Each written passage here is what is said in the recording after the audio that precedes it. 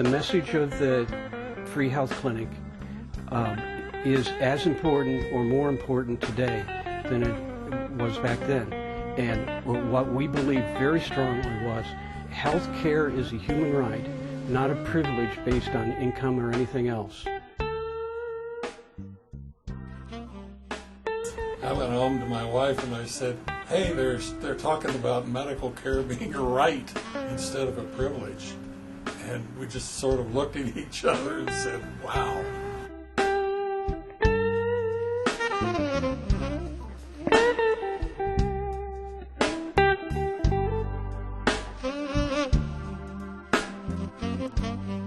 I didn't want to join the establishment.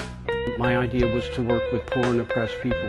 I was in nursing school here, University of Kansas, moved over to this community and slowly became a part of the community. I was also part of another community with a National Student Health Group, and we had programs, projects around the country like Appalachia and Wabash, a baby clinic which I worked in.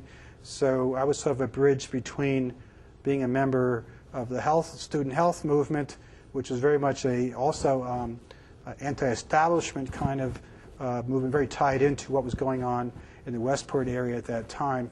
Back in the late 60s, early 70s, there was so much publicity about all the drug problems that were going on in the country, and especially in the Westport area in Kansas City. I had a number of friends whose children had gotten very involved in this drug scene, and we were all standing around, wringing our hands, this is terrible, what are we going to do about it? And I'm thinking to myself, instead of just sitting here and worrying about it, I ought to get up and see what I can find out.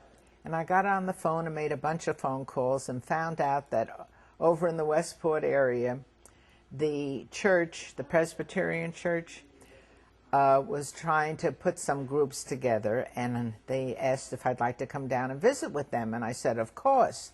So I went down, and among the people that were there were John Vogt and Andy Sparber and Kelsey Jones and Nancy Todd and this middle-aged woman from Mission Hills, of all places. And we started talking, and they kept looking at me and wondering, why are you here? We don't need you. We can handle this ourselves. I initially moved into a commune at 38th and McGee, and that was called the Ecstatic Umbrella. And it actually was a switchboard crisis pad where community people, mostly long-haired people, would come and hang out. They had offices in there, including an office for women's liberation, an office for an underground newspaper, an office for the food co-op at one time. They did drug identification testing, and they talked people down from bad trips. And graduated, went in the Army, came out, and Bobby Roth, who was a friend of ours in Kansas City, had me over for dinner about a week after I came out of the Army. And we had been friends up to that, at that point, for like 7 or 8 years. And we were always talking about what was happening politically, or what was happening socially, or what was happening culturally. And we kind of knew that we were at some kind of important time in our nation's history, and that there's all kinds of things going on that seemed to be pretty spontaneous. And I had a very close friend by the name of George Yeckel, who at the time was the administrator over at Menorah Hospital, and I went over to him and asked him if I could have a few minutes of his time to talk. And the conversation went on and on and on, and he got very excited and very interested in what we were trying to do. And like so many things in life, the timing was correct. He was at the point where he was looking for some sort of outreach program for his staff, and he absolutely astounded me, and he said, how would you like me to assign one of our major interns to come over and work with you? Originally, I was the chief resident of medicine at Menorah Medical Center in 1970. So I had about 9 residents that I was to supervise, and I had a patient load of my own. And George Yeckel, who was the CEO of Menorah Medical Center, he and I were friends, and he called me one day and said, something is going on at Westport. I have Bobby Roth, who is a patron of Menorah, talking with me about what Menorah could do for Westport. And he said, there's a meeting on January the whatever, and Pickering, I want you to go over there and find out what these people are doing, and bring your information back to me, and I'll tell you what we're going to be able to do for them. So we went down to see the mayor, Mayor Charlie Wheeler. And I still can't believe this. We walked in, told him what we were doing, what our problem was. He says, it's no problem, because we realize what you're trying to do and what a big help it would be. The head of the public health department at that point, I saw his name written down on the first meeting. We had a very good working collaborative relationship with the Kansas City Public Health Department. We got the Public Health Department to give us some equipment. They had some old equipment like the sterilizers, because we did the VD treatment. They gave us we had tables. I know we got the speculums from them, and they gave us supplies. Mayor Wheeler was very supportive of the clinic, and he contributed his microscope from his medical lab, and it was a time I think we really needed a microscope.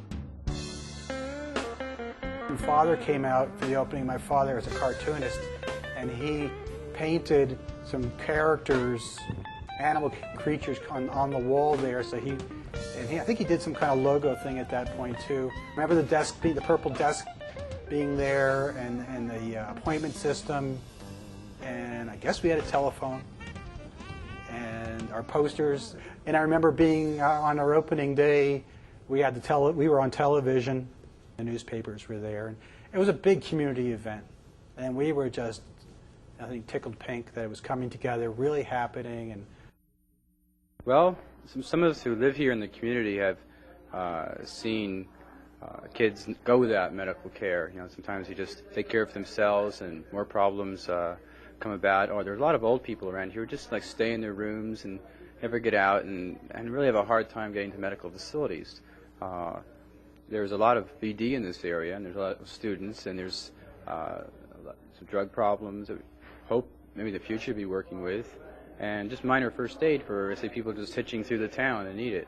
I actually came to Kansas City in 1971 to do a postdoctoral fellowship at University of Kansas Med Center, and I had been trained as a microbiologist and immunologist, and was working at KU after that in the laboratory. But when I had been in the Peace Corps before that. I borrowed a few pieces of equipment from the lab over at KU permanently. And it was really early in the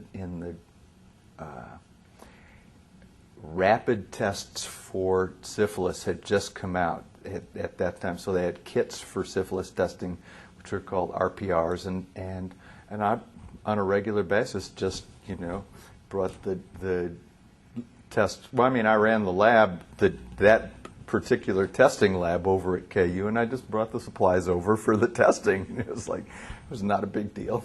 We had these two truck drivers coming through town, great big burly guys. So they wanted to be screened for gonorrhea. And I pulled out the swab to get the culture, and he looked at it, turned green, and fell over flat in the fireplace.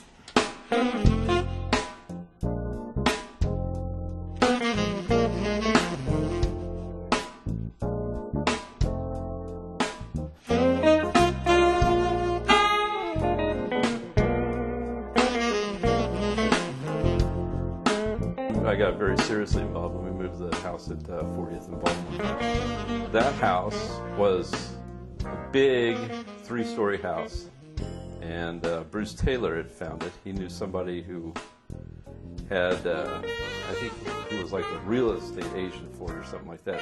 Anyhow, I think we paid $125 a month rent for it, which was the same amount we were paying at the Alcazar.